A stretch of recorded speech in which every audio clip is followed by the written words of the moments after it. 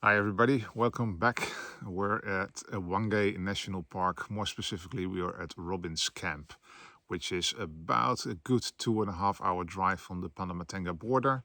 It's in an area, secluded area, private area, I should say, called Robbins, named after the person who lived here until 1939 and left it to the Zimbabwean government to make sure that it is a nature reserve, which it is. The campsite itself has got everything you need.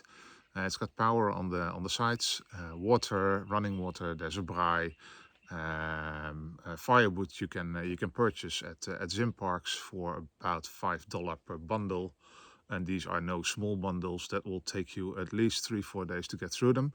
It's a whole wheelbarrow full of wood.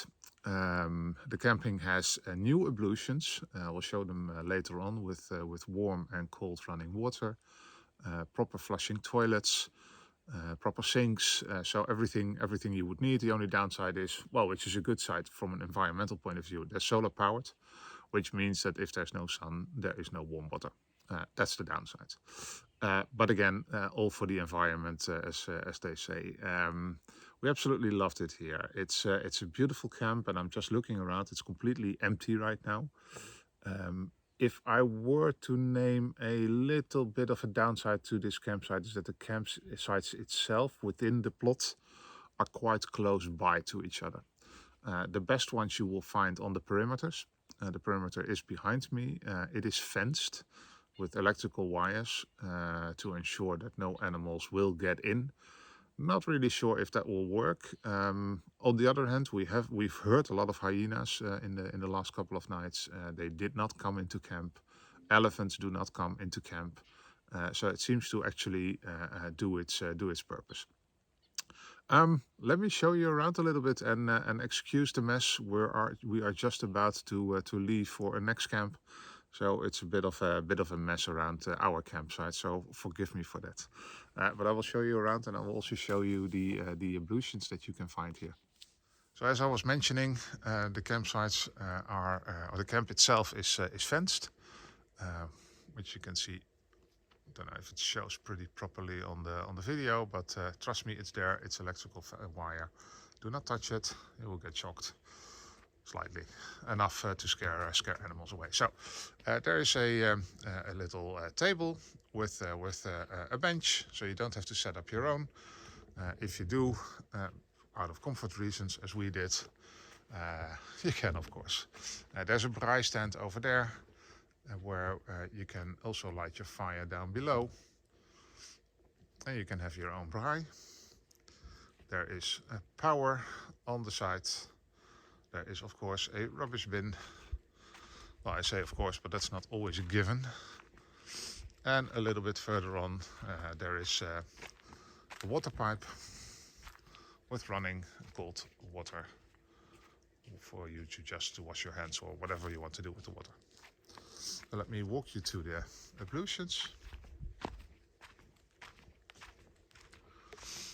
That is big green building. There are two of them, which is good, because already with a couple of campers, 4 or 5 campers, the water runs out pretty quickly. For whatever reason, it seems always to be a little bit more difficult for my fellow campers to understand that water is limited and that they should not shower for hours at a time. But anyway, part of the fun. So, inside of the ablutions, newly built, as I mentioned, there are a couple of sinks, 4 of them with mirrors, which is always nice. There are showers, 3 of them, 1, 2, and 3, with a proper shower head, with proper water pressure, warm and cold water, well, hot water actually. There are 2 in the men's room. I don't know about the women's ablutions, but in the men's room there are 2 sitting toilets, and there are 2 urinoirs, so for you. And I can imagine that within the women's there are 3 of these sitting toilets. So yeah, these are the ablutions. So this is Robbins Camp. If you're staying at the campsite though, you can make use of the facilities of the lodge, which is very nice.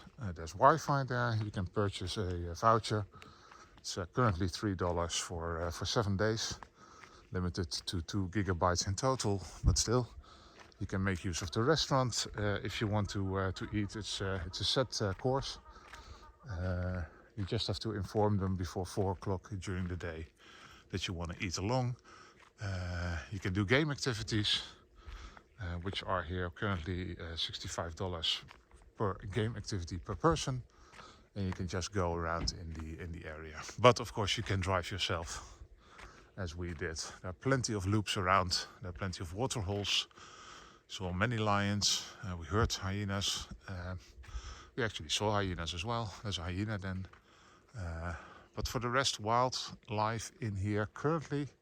Not sure if it is due to the weather or whether it was, or there are other reasons. I have no idea.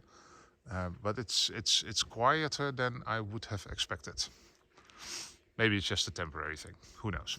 Anyway, so this is Robin's Camp in Hwange National Park in Zimbabwe. I hope this preview was useful for you.